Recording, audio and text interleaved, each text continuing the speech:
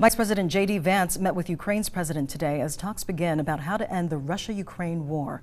27 News Washington correspondent Maddie Beertemple joins us live now with more about how that meeting went. Maddie?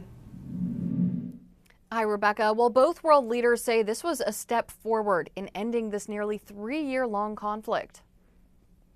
We had a number of fruitful conversations, a number of things for us to follow up and work on. Vice President JD Vance and Secretary of State Marco Rubio met with Ukrainian President Volodymyr Zelenskyy in Germany Friday. The goal is, as President Trump outlined it, we want the war to come to a close. 3 years after Russia launched a full-scale invasion of Ukraine, President Zelenskyy says the goal is now peace. We need real security guarantees, and we will continue our meetings. Zelenskyy also said the U.S. must support Ukraine over Russia while negotiating a peace deal. Because they attacked us and occupied us. The comments come after Defense Secretary Pete Hegseth said earlier this week Ukraine's goal to join NATO is unrealistic.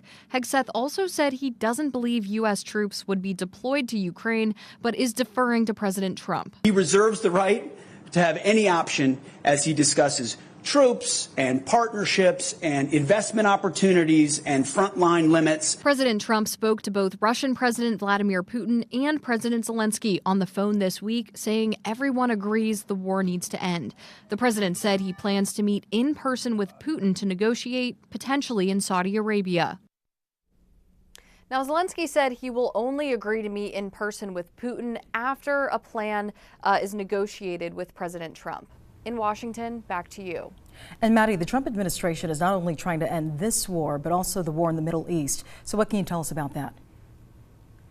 That's right. After meeting with Ukraine's president today, Secretary of State Marco Rubio was headed to Israel to continue negotiations there. Now, President Trump's deadline for Hamas to release hostages is tomorrow afternoon, and there is expected to be one American in that group. All right. Thank you, Maddie, for that live report from D.C.